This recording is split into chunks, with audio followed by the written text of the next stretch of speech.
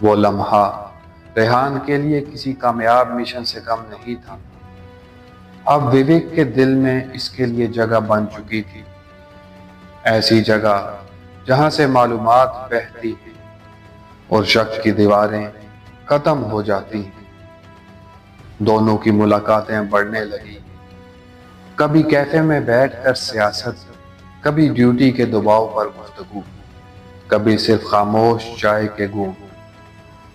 ریحان کے لیے ہر لمحہ قیمتی تھا، کیونکہ ہر لفظ، ہر جملہ اس کے مشن کے قریب لے جا رہا تھا۔ ایک دن وویک نے پہلی بار سیٹلائٹ پروجیکٹ کا ذکر کیا، کہا کہ اب ڈپارٹمنٹ کے کچھ حصے نئے سیکیورٹی پروٹوکول کے تحت آ رہے ہیں، جس میں A1 سیکشن بھی شامل ہے۔ ریحان نے عام لہجے میں پوچھا، یہ A1 کیا ہے؟